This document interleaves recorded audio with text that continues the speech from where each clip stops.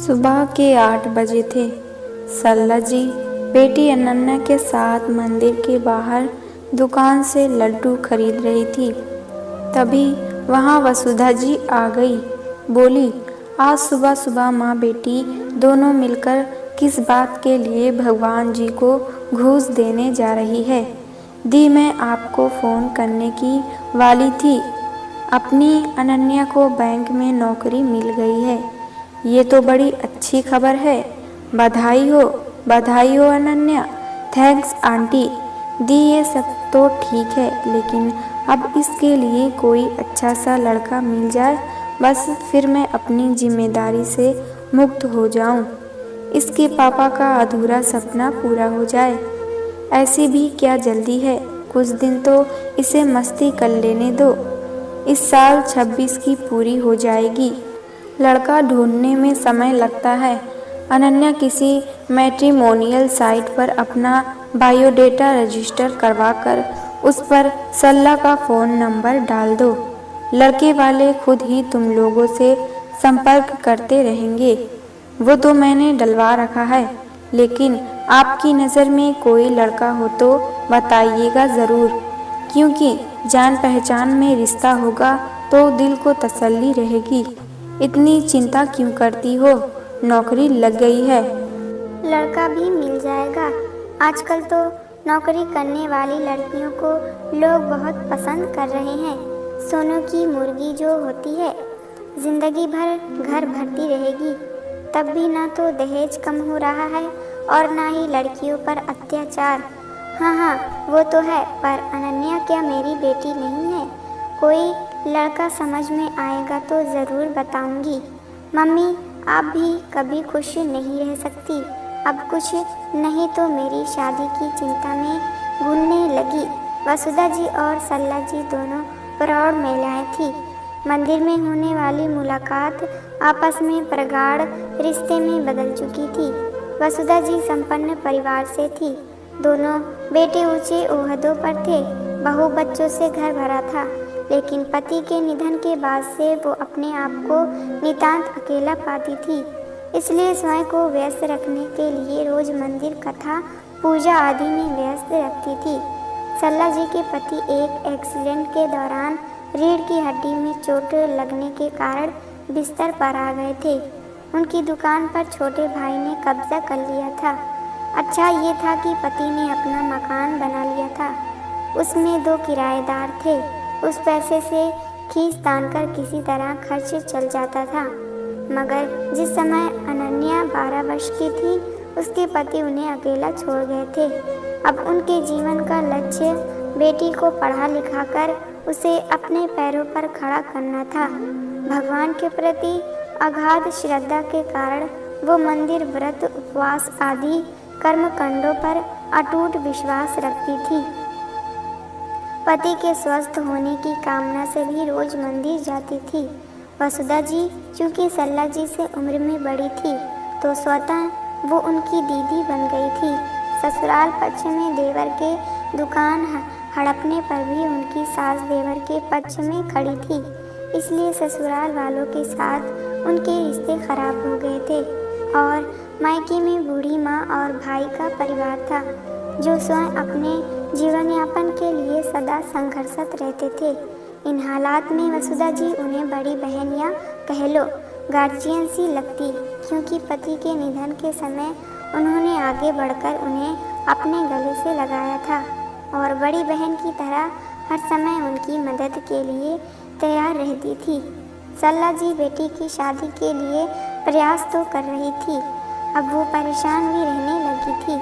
तभी एक matrimonial site पर एक लड़के का प्रोफाइल उन्हें पसंद आ गया। उन्होंने बात बढ़ाते हुए बेटी का प्रोफाइल और फोटो भेज दिया। उनका ओके आते ही उन्होंने फ़ोन से बात की और जब उन्होंने दहेज न लेने की बात की, तब तो वो उतावली हो उठी।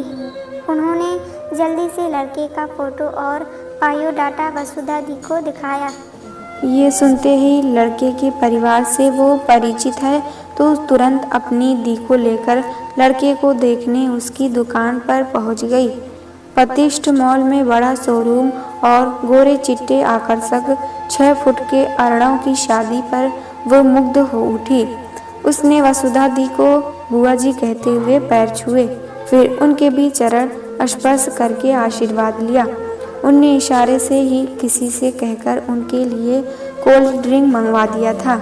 इतने बड़े शोरूम और आकर्षक अरड़ों के साथ में बेटी के भविष्य को सुरक्षित और खुशहाल समझ वो खुश हो गई।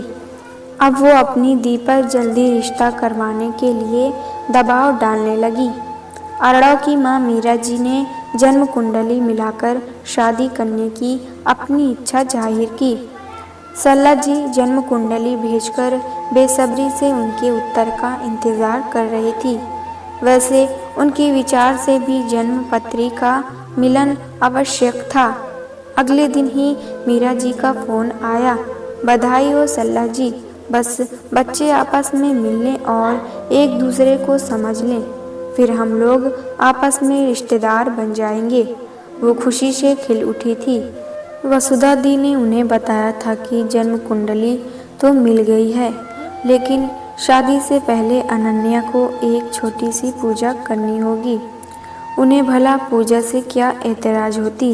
वो खुशी से अपनी दी के साथ मीरा जी से मिलने पहुंची। मीरा जी ने शालीनता पूर्वक उनका स्वागत सत्कार किया। भोली और सीधी सादी सल्ला जी के लिए बड़ी सी कोठी और भव्य शोरूम का मालिक आकर्षक अरड़ा को देखने के बाद कुछ सोचने विचारने को बचा ही नहीं था। मीरा जी ने अपने मन का दर्द साझा करते हुए बताया कि चूंकि अपनी बेटी की शादी में उन्होंने भारी दहेज दिया था, दहेज के कारण ही उनकी बेटी ने परेशान होकर आत्महत्या कर ली थी। दहेज के दंश की पीड़ा में दर्द की अनुभूति उन्होंने बहुत करीब से की है, अतः उन्होंने प्रण कर लिया कि बेटे की शादी में वो दहेज नहीं लेगी और उसका विवाह सादगी पूर्वक करेगी। मीरा जी ने अनन्या की मेल आईडी मांगी थी ताकि दोनों आपस में चैटिंग करके एक दूसरे को समझ ले।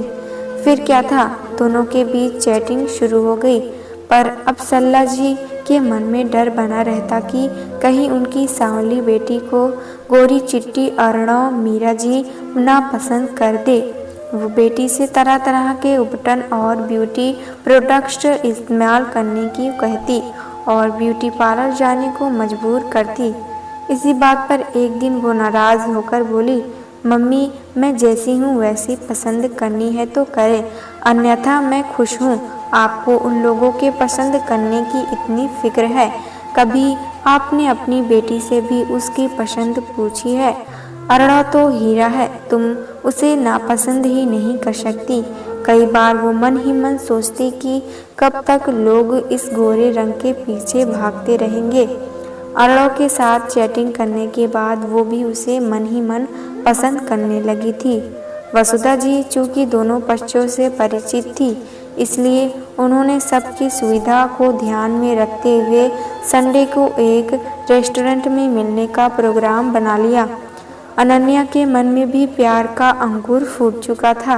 वो भी थोड़ी घबराई हुई रेस्टोरेंट में अपनी माँ और वसुधा जी के साथ पहुंची। अपनी उंगली में अरड़ों के नाम की अंगूठी पहनकर मन ही मन बहुत खुश थी। मीरा जी ने कहा था कि वो किसी तरह का लेन देन नहीं करेगी, अब अन्यथा उनकी बहू है, इसलिए अब उसके लिए भी फिक्र करने की आपकी कोई आवश्यकता नहीं है। उनकी इन बातों को सुनकर सल्ला जी की आंखें भर आई थी। उत्साहित सल्ला जी बेटी की शादी धूमधाम से करने के लिए तैयारी में जुट गई थी। वो सोचती कि इकलौती बेटी की शादी इतनी शानो शौकत से करे कि सब देखते रह जाएं। टॉप का marriage hall, decoration, event management आदि सब कुछ पर उन्होंने पानी की तरह पैसा बहाया।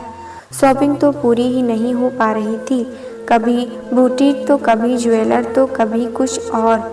माँ बेटी और उनकी वसुधा दी शादी की तैयारियों में लगी हुई थी, लेकिन तैयारियां भी पूरी ही नहीं हो पा रही थी। शादी के 5 दिन बचे थे, तभी एक दिन उसने बताया कि आज मम्मी जी ने उससे व्रत करने को बोला है। उन्होंने उसके लिए पूजा रखी है। उसके राहु के घर में शनि बैठा है और सूर्य की अंतर्दशा में मंगल नीच कर्म में है। इसलिए शादी से पहले ग्रह शांति के लिए पंडित जी ने ये पूजा ज़रूरी बताई है। वो स्वयं धार्मिक विचारों की थी, इसलिए उन लोगों को इसमें कुछ गलत नहीं लगा था। वसुधा दी और वो उसे लेकर उनके बताए हुए मंदिर में गई।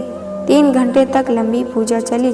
उसका तो पूरे दिन का उपवास हो गया था, मगर सुखद भविष्य की कल्पना में उस दिन वो भूख प्यास सब भूल गई थी। शादी खूब धूमधाम से हुई। मीरा जी उसके लिए बहुत सुंदर जेवर और साड़ियाँ लेकर आई थी। भारी साड़ी और जेवर से लदी फदी मन में अनेक अरमान सजोए अरड़ों की बाह पकड़कर वो अपनी नई दुनिया में आई थी। शादी की भीड़ भाड़, रस्मों रिवाज, हंसी ठहाकों में पूरा दिन कब बीत गया पता ही नहीं चला।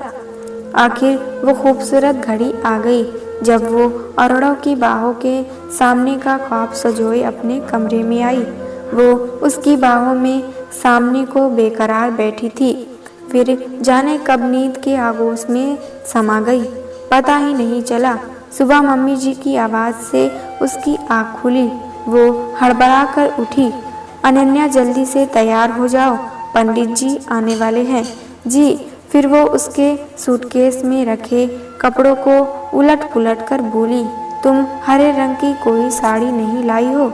आज बुधवार है। पंडित जी ने हरे रंग के कपड़े पहनने को बोला है। वो स्वयं भी हरे रंग की साड़ी पहनी थी, अन्यथा चुपचाप उनकी ओर देख रही थी। कोई बात नहीं, मैं अपनी साड़ी लाकर देती हूँ। एक साधारण सी प्रिंटेड चटक हरे रंग की साड़ी देखकर उसका मन रो पड़ा, लेकिन ससुराल का पहला दिन था, इसलिए उसने चुपचाप पहन ली। उसकी आंखें हड़बड़ा उठी थी। वो जानती थी कि उसके सांवले रंग को ये साड़ी और सांवला बना देगी। अरुणा ने उस पर एक नज़र डाली और फिर मुस्कुराते हुए उसकी बगल में बैठ गया। वो भी मुस्कुरा उठी। सॉरी अन्नी, कल पंडित जी ने कहा था कि नए जोड़े का भद्दा काल में मिलन अशुभ होता है। वो उसकी ओर देखते हुए बोली, मुझसे बता तो देते, मैं सारी रात तुम्हारा इंतज़ार करती रही। मैं थका हुआ था, मम्मी के कमरे में लेटा तो वहीं सो गया। अपने प्यारे पति के भोलेपन पर वो मुस्कुरा उठी, क्योंकि प्यार ऐसा ही होता है। आखिर वो घड़ी आ ही गई। एक दूसरे की बाहों में खोकर दो जिस्म एक जान बन गए। प्यार के पल इतने खूबसूरत होते हैं, ये एहसास अपने आप में ही बहुत सुंदर होता है। एक बात कहूँ, तुम बुरा तो नहीं मानोगी? प्रीतम की बाहों के झूले में प्यार में डूबती हुई अनन्या बोली। आपका हुक्म, सिर माथे मेरे हुजूर। हिचकिचाते हुए अरुणा अटकते अटकते हुए बोला, अपनी सैलरी मम्मी को देगी। वो उस समय अनन्या से आंखें नहीं मिला पा रहा था। अरुणा, तुम्हारे प्यार के लिए सैलरी क्या, मैं तो अपनी जान भी कुर्बान कर दूं। अरुणा ने तुरंत अपना हाथ उसके मुंह पर रख दिया। जब उसने सरप्राइज गिफ्ट के तौर पर हनीमून पैकेज के टिकट और प्रोग्राम उसे बताया तो वो खुश तो हुआ, लेकिन चेहरे पर घबराहट दिखाई दे रही थी। परेशान क्यों हो? कोई प्रॉब्लम हो तो बताओ। नहीं नहीं, दोनों कश्मीर की वादियों में श्रीनगर, पहलगाम, खीलन मर्ग घूमकर वैष्णो देवी के दर्शन करने भी गए। अरुणा की एक बात अनन्या को बहुत खटकी कि हनीमून के दिनों में भी वो पूजा पाठ करता और घंटों तक माला जपता। बर्फबारी के कारण फ्लाइट कैंसिल हो जाने की वजह से वो एक दिन देर से घर लौटे। जैसे ही उन्होंने मम्मी जी को फ़ोन किया कि वो लोग घर पहुंच रहे हैं, वो नाराज स्वर में बोली, आज 9वां दिन है, इसलिए आज की रात कहीं होटल में रुक जाओ, कल सुबह आना। अनन्या बोल पड़ी, ये क्या बेवकूफ़ी है, तुम नहीं समझोगी, आज 9वें दिन पर लौटना अशुभ होता है। उसे अरुणा की सोच पर गुस्सा आ रहा था, लेकिन चुप रही। अब अनन्या चुपचाप अपनी ससुराल की दिनचर्या समझने की कोशिश कर रही थी, क्योंकि अभी उसकी छुट्टियां बाकी थी। रोज सुबह 7-8 बजे के बीच एक होता उनकी सेवा के लिए फूल फल और नियमित रूप से मिठाई मंगाई जाती। स्वाभाविक था कि उन पंडित जी को महीने का परिश्रमिक भी दिया जाता रहा होगा।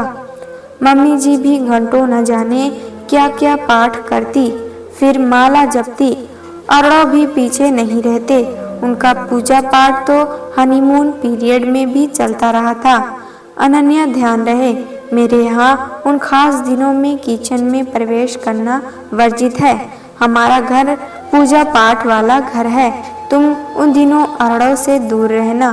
सास की बातें सुन अनन्या को झटका लगा कि आज 21वीं सदी में भी लोगों की सोच ऐसी है। आज भी परिवारों में इस तरह का अंधविश्वास जड़े जमाए हैं। मासिक धर्म के दिनों के दौरान ये करो, ये ना करो। सुन सुनकर उसकी इच्छा हुई कि वो अपना माथा पीट ले। उसे अफसोस था तो इस बात का कि उसका पति अरड़ो भी उसी कट्टर सोच को मानने वाला है। अच्छाई ये थी कि मम्मी जी और अरड़ो दोनों उसका बहुत ख्याल रखते थे। मम्मी जी उसे चाय भी नहीं बनाने देती, ना ही घर का और कोई काम करने को कहती। अनन्या की छुट्टियां खत्म हो गई थी, इसलिए वो घड़ी के अलार्म लगाकर सोई, क्योंकि उसे 8 बजे घर से निकलना था।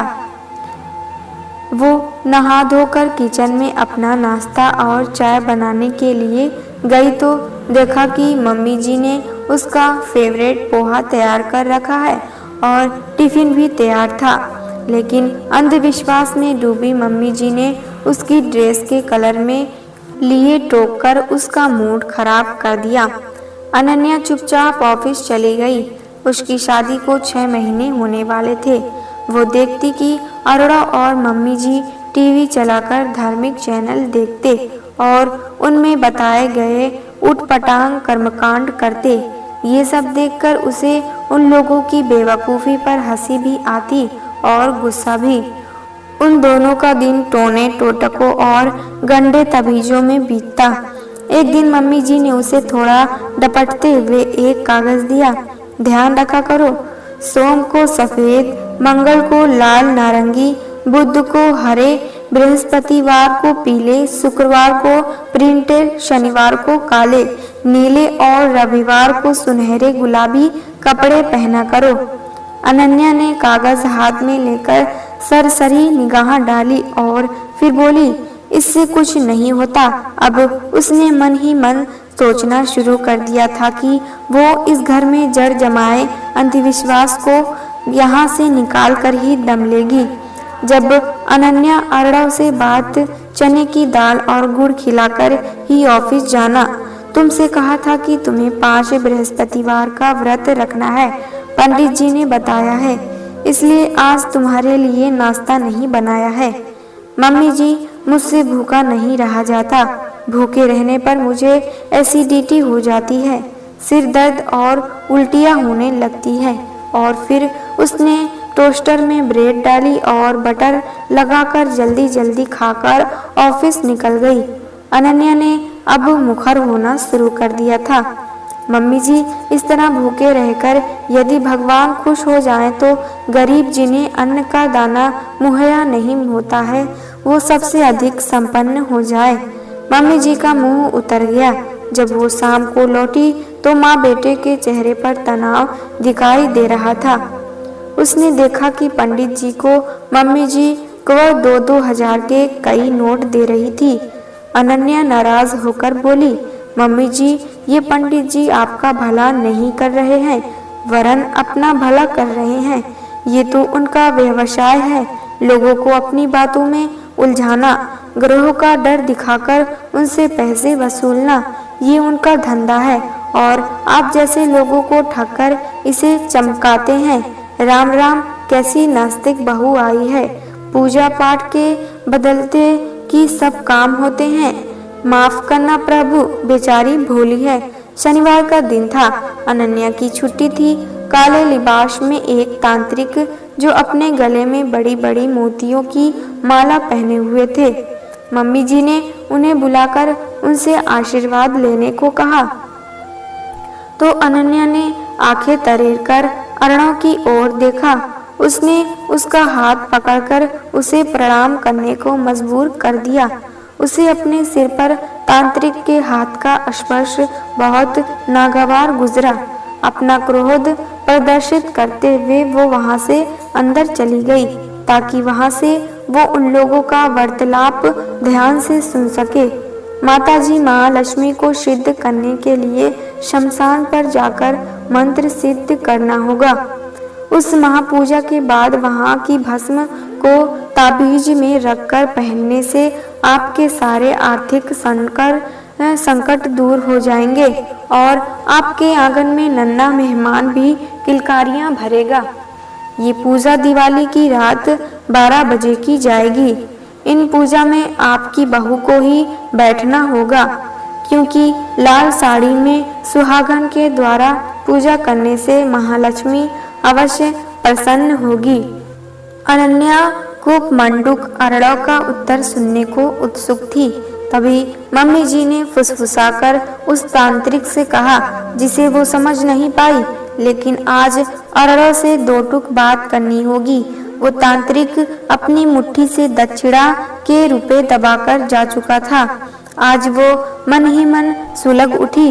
मम्मी जी, आप ये बताइए कि इस पूजा पाठ तंत्र मंत्र से अगर महालक्ष्मी प्रसन्न होने वाली है तो सबसे पहले इन्हीं तांत्रिक महाशय के घर में धन की वर्षा हो रही होती। बेचारी क्यों घर घर भटकते फिरते। मैं जब से आई हूँ देख रही हूँ कि अर्णव का ध्यान अपने बिजनेस पर तो है नहीं, सारा दिन इन्हीं कर्म कांडों में लगा रहता है। यदि कोई समस्या है तो उसे सुलझाने का प्रयास करिए। इस तरह की पूजा पाठ से कुछ नहीं होगा। मम्मी जी आकर धीरे से बोली, अनन्या, हम लोग बहुत बड़े आर्थिक संकट से गुजर रहे हैं। हमारी दुकान के अकाउंटेंट ने 20 लाख का गबन कर लिया। वो हेरा फेरी करके रुपए इधर उधर गायब करता रहा। अर्णव ने ध्यान ही नहीं दिया। अब बैंक ने हमारी लिमिट भी कैंसिल कर दी है, इसलिए हम लोग बहुत परेशानी में हैं। अर्णव, ये बताइए कि ये पंडित लोग क्या सारे अनुष्ठान मुफ्त कर देंगे? एक और तो आर्थिक संकट बता रहे हैं, दूसरी ओर फजूल खर्ची करते जा रहे हैं। आप लोग फालतू बातों में अपने दिमाग को लगाए हैं। आप वकील से मिले, वो आपको रास्ता बताएगा। आपने पुलिस में शिकायत दर्ज की। आपका किस बैंक में खाता है मुझे बताएं। मैं बैंक के मैनेजर से बात करके आपकी लिमिट को फिर से करवाने की कोशिश करूंगी, लेकिन आप दोनों को प्रॉमिस करना होगा कि अब घर में इस तरह के कर्मकांड और अंधविश्वासों से भरी बातें नहीं की जाएगी। यदि आपका पूजा पाठ व्रत उपवास से ठीक होना होता तो रमेश क्यों गबन कर लेता। गबन इसलिए हुआ क्योंकि आप दोनों दिन रात हवन व्रत, रंगीन कपड़ों, रंगीन पत्थरों में ही मगन रहे और वो आपकी लापरवाही का फायदा उठाकर अपना घर बढ़ता रहा, आपको खोखला करता रहा। मैं साल भर से आप दोनों के उलझुल अंधविश्वास भरे कर्म कांडों को देख देख कर घुटती रही। यदि आपका यही रवैया रहा तो मैं अपने भविष्य के निर्णय के लिए स्वतंत्र हूँ। आज पहली बार इस लहजे में इतना बोलने के बाद जहाँ वो एक और हाफ उठी थी और वहीं दूसरी ओर आंखों से आंसू भी निकल पड़े थे। फिर वहां से उठकर अपने कमरे में आ गई। घर में सन्नाटा छाया था। काफी देर बाद मम्मी जी आई। बेटी, तुम सही कह रही हो, हम दोनों की आंखों पर अंधविश्वास की पट्टी बंधी थी। रमेश ने गबन करने के बाद अर्णव को मार डालने की भी धमकी दी थी। हम दोनों माँ बेटे डर के मारे चुप रहे और इसी पूजा पाठ के द्वारा समाधान पाने के लिए इस पर अपना ध्यान केंद्रित कर लिया। इसी संकट से निपटने के लिए तुम्हें बहू बनाकर लाए ताकि हर महीने घर खर्च चलता रहे। लेकिन अब मैं स्वयं शोरूम में बैठा करूँगा, अरड़ो बाहर का काम देखा करेगा। अनन्या, मैं तुम्हारी शुक्रगुजार हूँ कि तुमने हम लोगों को सही राह दिखाई। उन्होंने उसका माथा चूमकर गले से लगा लिया। अनन्या का मन हल्का हो गया था। वो बहुत खुश थी कि अंततः अंधविश्वास के दलदल में फंसे अपने परिवार को उसने निकाल दिया। प्यारे दोस्तों, अगर ये कहानी आपको पसंद आए तो लाइक सब्सक्राइब करना ना भूलें।